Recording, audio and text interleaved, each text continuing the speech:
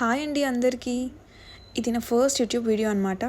Actually plan చేయలేదు. మా daddy clinic leave పెట్టు బీచ్పల్లి అలంపూర్ అలా వన్ డే వెళ్ళేసి వద్దామన్నాడు. యాక్చువల్లీ బీచ్పల్లి మా ఇంటి దేవుడు, సో చాలా డేస్ అయిందనేసి వెళ్దామన్నాడు. సో అలా మార్నింగ్ స్టార్ట్ అయిపోయామన్నమాట. మధ్యలో బ్రేక్ఫాస్ట్ చేసాము, అది వీడియో షూట్ చేయలేదు. బీచ్పల్లికి వెళ్ళాం ఫస్ట్. మేము బీచ్పల్లికి వెళ్ళి ఆల్మోస్ట్ చాలా ఇయర్స్ అయిపోయిందండి. అప్పుడప్పుడు పుష్కరాలు వచ్చినప్పుడు వెళ్ళింటిమి. సో ఇంకా కార్తీకాలు ఉన్నాయి కాబట్టి వెళ్తే బెటర్ అంటే వెళ్ళాము. అంత రష్ ఏం లేకుండే, పూజ బాగా జరిగింది బీచ్పల్లిలో అయితే.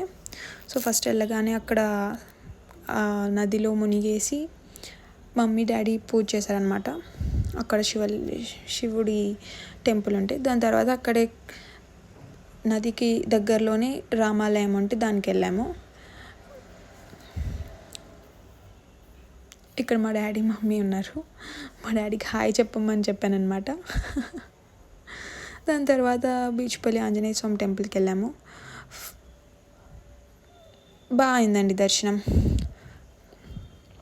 అంత ఫుల్ ఏమి ఉండలేదు, కొంతమంది ఉన్నారు. సో మాకు అక్కడ త్వరగానే అయిపోయింది. మంచిగా దర్శనం చేసేసుకొని అక్కడి నుంచి అలంపూర్ స్టార్ట్ అయిపోయామన్నమాట. అలంపూర్లో మాత్రం ఘోరం అండి అసలు. మేము సండే వెళ్ళాము, ఎంత రష్ ఉండిందంటే అసలు మేము పోయినప్పుడే ఫుల్ రష్ ఉండింది.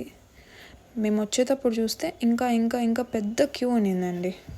మా కార్ పార్క్ చేయడానికి ఒక హాఫ్ అన్ అవర్ పట్టింది అసలు. సో ఇంకా టెంపుల్లోకి వెళ్ళిపోయాము.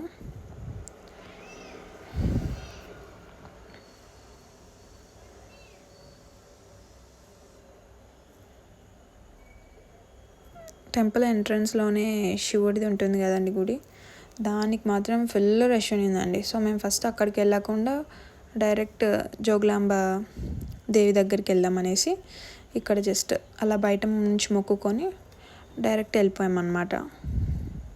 టెంపుల్ లోపల షూట్ చేయలేదండి, కుదరదు కదా. ఇదంతా దర్శనం చేసుకొని బయటకు వచ్చాక నది దగ్గర అనమాట, నది చూసేసాం. తర్వాత మేము రిటర్న్ వచ్చేటప్పుడు చూడండి క్యూ ఎంత పెద్దగా ఉందో, అసలు చాలా చాలా రష్ ఉండిందండి. అలా అయిపోయేసి అరౌండ్ 2:30 కల్లా కర్నూలుకి వచ్చేసాం.